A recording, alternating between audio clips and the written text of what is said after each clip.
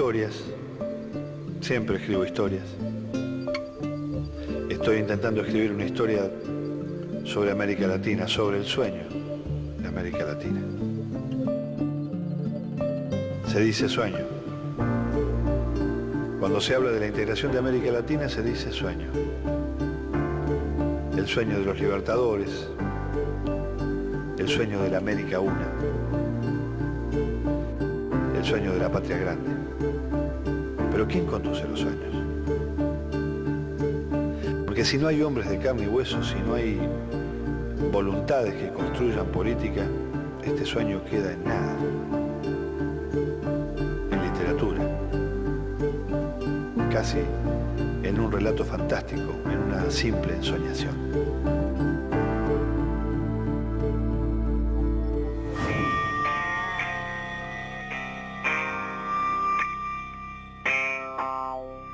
Pienso, porque soy optimista, este mundo puede salvarse. A los imperialistas que no nos van a doblegar. ¿Quién vale la pena quemar la vida en aras de la autoridad? ¡Libre y soberano! ¡Que fue el señor León que lo identificó! ¡Social, moral y espiritualmente! Decir es fracaso el modelo neoliberal. ¡Ahora el rumbo! ¡Es el rumbo de la patria!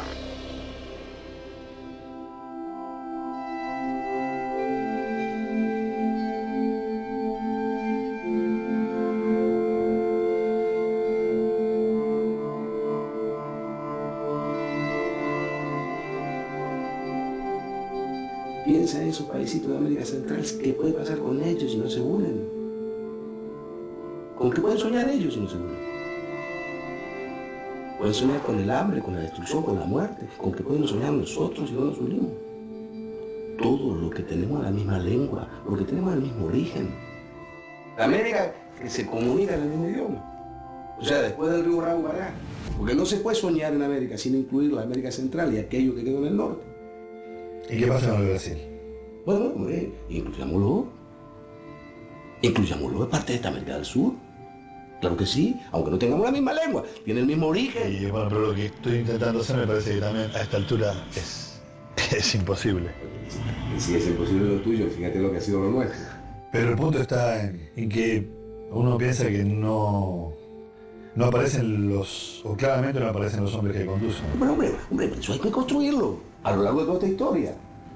Han aparecido. Sí, han aparecido. Y si han aparecido, aparecerán. Por ahí andan, en las Por acá paredes. andan algunos, por allá andan otros. En el siglo XIX, en el siglo XX. Bueno, esperemos del siglo XXI. Esperemos activamente. ¿Tú crees que yo he arado en el desierto? ¿He arado en el mar? ¿Tú crees? Pero han cambiado mucho las cosas, general, ¿eh? Obvio. Tal vez a lo mejor uno dimensiona por la cercanía en el tiempo que el enemigo es más importante que el enemigo que tuvieron que enfrentar ustedes. Aunque sea el mismo. Tal vez uno piensa siempre eso, ¿no? Que el enemigo que tiene que enfrentar uno es el más importante y que el otro fue más fácil porque ya se venció. La imagen infantil que tengo de Simón Bolívar se contrapone con esta realidad y realidad, no sé qué es esto. Pero no es la misma imagen, yo no... Tenía otro Simón Bolívar. Un Simón Bolívar bien acomodadito, bien peinadito. Listo para el cuadro, para posar. Pero ese era un Bolívar posado. Este tiene otra... Este es un hombre en acción. Estamos en plena campaña. Estamos en plena campaña militar, me refiero. Un hombre en combate. Como se plantó la historiografía en Argentina, Bolívar está enajenado de la historia argentina. O sea, la historia que nos cuentan es una historia sin Bolívar. Bolívar es también una calle, guarda. Algunos que no hemos sido traidores también tenemos. Sí, sí. Si uno mira hoy, como que el concepto de lo bolivariano tiene más peso en América del Sur, si quiere, que el concepto sanmartiniano, que quedó reducido como una especie de receta moral. ¿No se deberá tal vez ese debilitamiento del pensamiento sanmartiniano a la posición estratégica que esta patria de la Argentina ocupa hoy en el concierto internacional? Han querido... Hubo proyectos casi de escisión de América por parte de Argentina. Autoconsiderándose europea. Con una perspectiva que la ponía Allende los mates. ¿Cierto? Y sobre todo en esta ciudad. En esta ciudad vuestra, hermosa y bella. Yo llego a Guayaquil, tenía facciones que me pedían que se anexara a la Gran Colombia, facciones que me pedían que se anexaran al virreinato del Perú, o aquello que eran los restos del virreinato del Perú, y facciones que querían ser independientes. Pues una decisión política había que tomar. No puede haberse equivocado, pero el sueño era de la Gran Colombia, el sueño era la formación de ese continente firme, de ese continente que integrara a la América Central. Tú no olvides que yo luego propuse hacer un encuentro en Panamá, un encuentro de todas las Américas. ¿Sabes lo que me ha respondido acá la Argentina? Me ha respondido la Confederación, que estaba en ese momento a mano de Bernardino Rivadavia. ¿Sabes lo que me ha respondido? Encantado de participar, si hubiera veedores ingleses. ¿Cuántos Rivadavias tendrá América? Porque la villanía, amigo, no es ni europea ni americana. La villanía está en el propio centro del corazón del hombre. Y de eso hay que cuidarse. ¿Qué es una patria? Para ti. ¿Qué es una patria? Una patria. Y una patria es mi contexto, es como si yo fuese un mono, un árbol, el lugar donde yo puedo ser. Yo te pregunto, ¿estaría mal asociarla a una madre? No. Aunque patria tiene más representatividad de padre. No. A una madre de brazos abiertos, acogedora, que te va a permitir crecer, desarrollarte. Bueno, construyamos eso con la voluntad de ser. Ahora tú me dices, hay líderes, construyámoslo. Lo que pasa es que hay una educación muy profunda, sobre todo en sectores dirigentes o sectores que acceden rápidamente a la dirigencia. Ese es un tema, pero te noto pesimista. Tal vez no me tocó tiempos tan difíciles y tan primarios como los de ustedes, pero nos tocaron tiempos muy bravos. Sobre todo en la Argentina. Será lo que deba ser. Y si no, nada. De hecho, el libro es un sueño y esto seguramente también debe ser un sueño, pero no puedo salir todavía. ¡Hombre! Pues estoy acá. Tú me has convocado, aquí estoy. Ya quedó sin palabras. Un argentino se quedó sin palabras. Generalmente nos callamos cuando no entendemos. Pues mira, yo debo decirte que soy, te lo diría también, soy extrovertido, caribeño, charlatán, soñador, exagerado si tú quieres, frondoso. Como el paisaje, nadie puede desprenderse de su paisaje.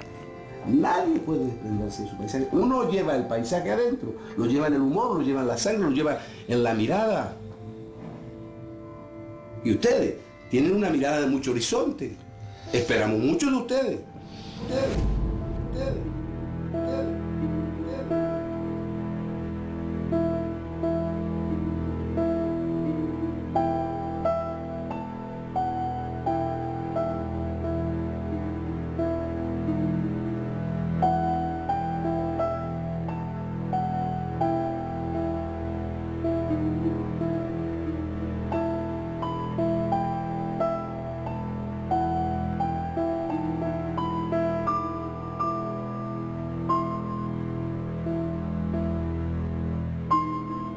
Domingo, día bonito el de hoy. Ayer estuvo lluvioso el día.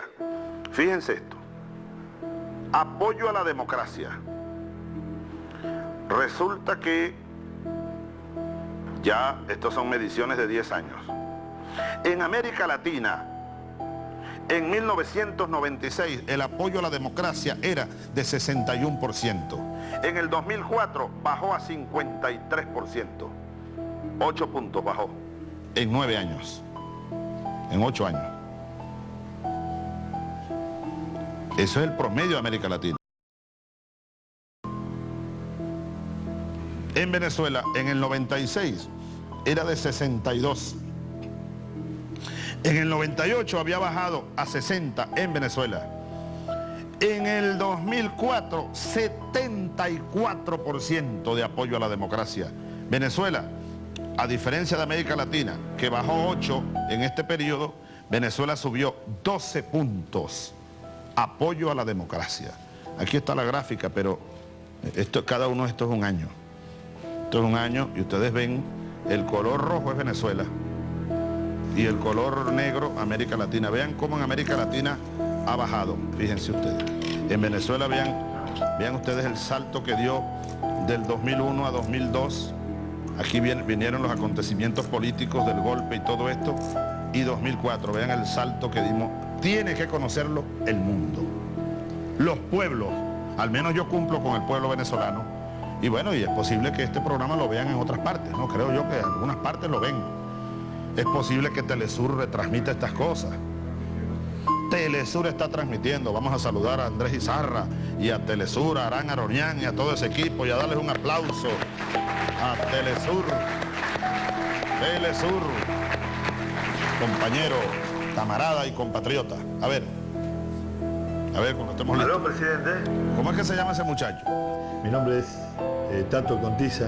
Estuve escuchando atentamente sus estadísticas respecto de la situación de la democracia en América Latina. Yo lo que he ordenado es un análisis de esta encuesta a fondo.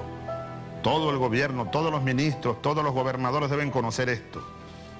Esta y las encuestas serias que haya por allí, las que se hacen desde el gobierno, las que hace la oposición seria, yo las tomo en cuenta, generalmente, casi todas. Algunas que son descaradas, uno las echa a la basura, pero no, hay que oírlas. Yo estoy haciendo un trabajo sobre el proceso de reunificación de los países de la región.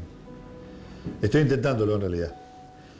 Y me gustaría aprovechar la oportunidad para saber cuál es su opinión sobre la aparición de los líderes que son en definitiva los encaminadores de estos procesos. América Latina los ha necesitado en toda su historia, desde San Martín y Bolívar a la fecha. Y lo que quería saber es cuál es su mirada respecto de lo que está pasando en América Latina con la aparición de estas herramientas políticas. Esto es para analizar, análisis económico, análisis político, histórico, geopolítico. Se van clarificando las cosas en el continente. Y yo lo dije allá en Mar del Plata, de la historia de América Latina, del siglo XXI en América Latina, habrá que hablar de antes de la cumbre del Mar del Plata y después de la cumbre del Mar del Plata. Porque lo que pasó allá, como uno decía cuando alguien se daba un golpe por ahí, mira, eso se hincha, compadre. Eso no se queda así. ¿Ustedes creen que eso se va a quedar así? Por primera vez en toda la historia de las cumbres. Esa es una cumbre inédita. Nunca antes en cumbre alguna se había introducido 2 o 3 posiciones, pues. Eso, entre otras cosas, refleja los cambios y la puja de poderes que no pudieron con el poder del sur. El poder del norte no pudo con el poder del sur, a pesar de sus aliados, ¿no? A pesar de sus aliados. Entonces, vamos a evaluar lo que pasa en Doha, se van a acordar de mí. En Doha no, en Hong Kong. En Hong Kong, ahí se va a debatir otra vez. Clarito, ese es el eje. Yo he estado hablando hace varios años del eje Caracas, Brasilia, Buenos Aires, Montevideo. Orinoco, Amazonas, Río de la Plata, si me lo pones por el agua, pues. Ahí está. El eje de la liberación de Sudamérica. Lamentablemente, hace 200 años ese eje no pudo activarse. Brasil era un imperio. Había un imperio ahí.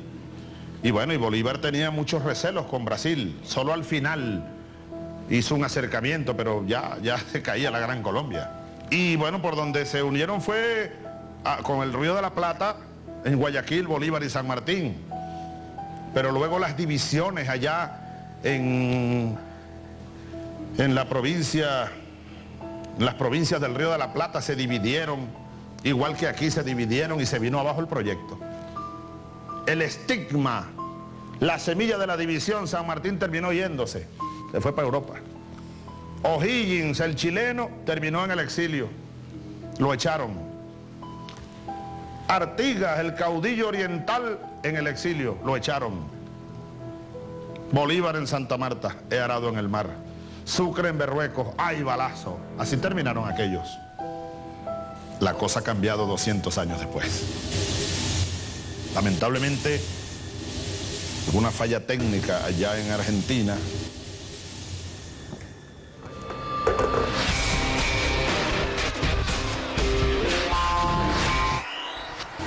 El objetivo del ALCA no es cuestión simplemente de que el hemisferio sea seguro para los capitalistas. Más bien, el objetivo es proporcionar oportunidades para nuestros trabajadores y mejores bienes y servicios para los consumidores, desde el primer peldaño hasta el último de la escala de ingresos. Debemos comprometernos aquí a completar nuestras negociaciones para un área de libre comercio en las Américas, un acuerdo que complementaría sin competir con una exitosa ronda de Doha. Permítanme decirles que en nuestro país casi un tercio de la población vive en condiciones de pobreza. En aquella Suiza de América, en aquella tacita del Plata, que aplicó recetas que nos llegaron de afuera y que terminaron dando como resultado la pobreza de un tercio de nuestra población. Las políticas que se aplicaron no solo provocaron miseria, pobreza, en síntesis una gran tragedia social, sino que agregaron inestabilidad institucional regional, que provocaron la caída de gobiernos democráticamente elegidos en medio de violentas reacciones populares, inestabilidad que aún transitan países hermanos. Nos están saqueando, pues. Nos están saqueando. Ahora, hablemos con los países poderosos. Yo propongo que aquí acordemos todos unidos, reconociendo estas realidades y dejándonos de creer en los cuentos del neoliberalismo, que son cuentos perversos. Mentira, mentira, compañeros. Ahí están los pueblos de la tierra levantándose y alzándose además, derrocando gobiernos, no por el comunismo, ni porque hay un Chávez y un Fidel desestabilizando este continente. Es la miseria, es la pobreza, es el hambre que sigue creciendo. Vean las cifras de la CEPAL y de muchas otras instituciones serias de nuestra región. Para Brasil no tiene menor sentido hablar de libre comercio en cuanto persiste el gigantesco subsidio a la agricultura que desnivelan el terreno de juego. Bien decía Lula, no es una cuestión ideológica esto, pero el libre comercio no va a solucionar nuestros problemas de empleo, ni de pobreza, ni de miseria. Olvídense de eso, los que todavía creen en ese cuento. Nuestros pobres, nuestros excluidos, nuestros países, nuestra democracia ya no soportan más que sigamos hablando en voz baja. Es fundamental hablar con mucho respeto y en voz alta para construir un sistema que nos vuelva a contener a todos en un marco de igualdad y nos vuelva a devolver la esperanza y la posibilidad de construir, obviamente, un mundo distinto y una región que esté a la altura de las circunstancias que yo sé que los presidentes desean y quieren. Ojalá, yo le pido a Dios, nuestro Señor, que nos iluminara aquí para que tomemos una decisión como esa, que entremos a un debate profundo, porque a mí me gusta mucho el tema que ustedes han puesto en la mesa, pero a veces veo que nos quedamos en la superficie. El cuento de que las inversiones, de que el libre comercio, de que la inversión extranjera, vamos a seguir oyendo ese cuento. Pero ¿hasta cuándo? Yo lo sigo oyendo con mucho respeto, pero eso es mentira.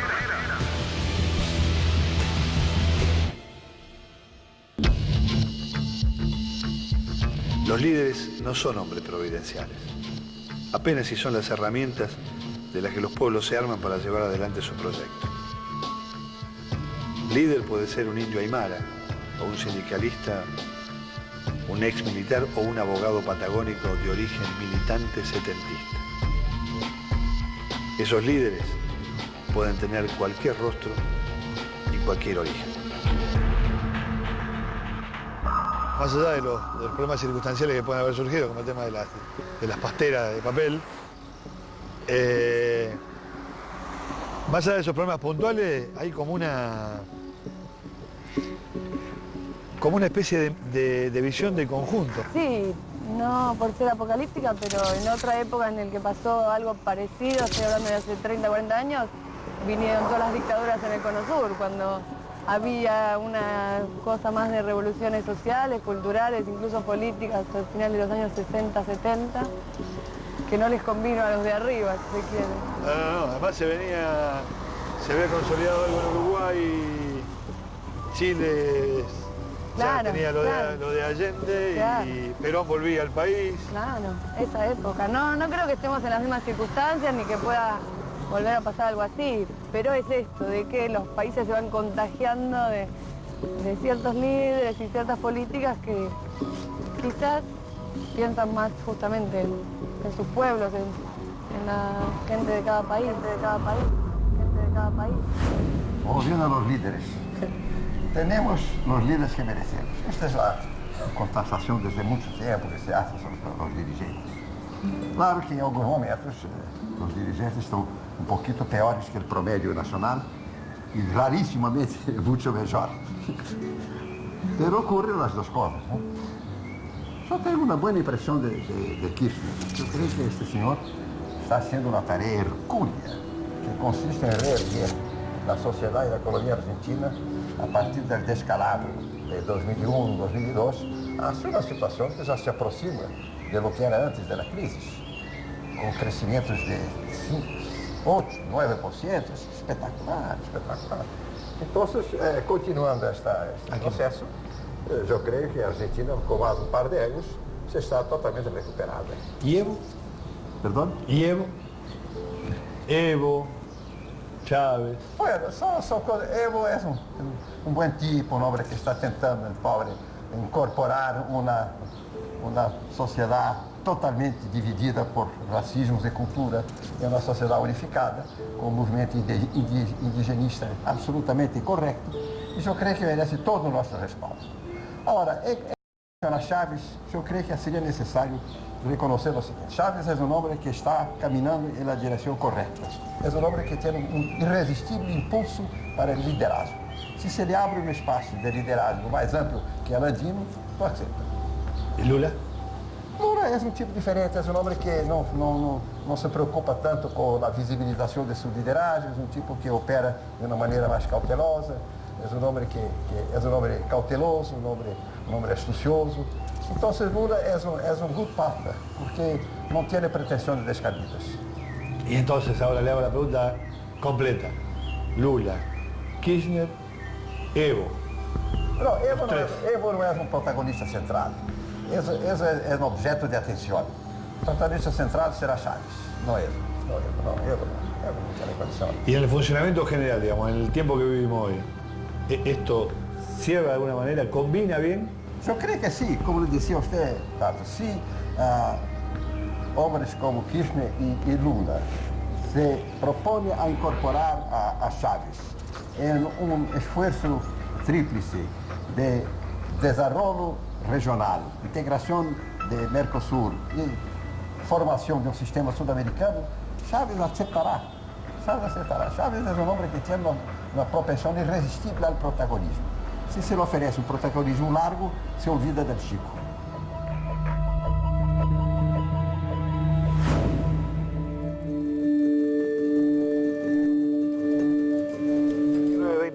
En la República Argentina, en la continuidad de Mejor que Decide, que se emite, como usted sabe, como vos sabés, diariamente de 19 a 20 por la M740 Radio Cooperativa, Radio Libre. Una cantidad de situaciones que ocurren en el tratamiento periodístico diario, a veces nos hacen suponer cosas que no siempre son, no siempre aparecen con la claridad que debieran.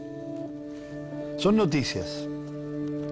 Las noticias se van consolidando. Por ejemplo, el conflicto entre Argentina y Uruguay es el conflicto por las papeleras. Pero resulta que no son papeleras, son pasteras. ¿Qué diferencia hay entre una cosa y la otra? Bueno, pues mucha. Tanta diferencia hay entre una cosa y la otra como la que existe entre las posibilidades del Mercosur y que dos países entren en conflicto por un asunto de tan elemental economía como es este asunto de las pasteras. La integración regional puede capotar solamente y a sola consecuencia de un conflicto que tiene que ver con el interés cruzado de dos empresas en dos naciones limítrofes y en el curso de un río. Es una pregunta que nadie quiere hacerse. porque la respuesta atemoriza. Es muy probable que un proyecto de máxima, como es el proyecto de integración regional, la jerarquización de países como el Uruguay dentro del concierto del Mercosur, corran peligro solo por los intereses de dos pasteras, dos productoras de pasta celulosa, que es casi una materia prima para la verdadera producción industrial, generadora de fuentes de trabajo y generadora de recursos genuinos, como es la industria papelera. Un punto a tener en cuenta. Una palabra no dice nada y al mismo tiempo lo esconde todo, igual que el viento que esconde el agua, como las flores que esconden el lodo. Una mirada no dice nada y al mismo tiempo lo dice todo,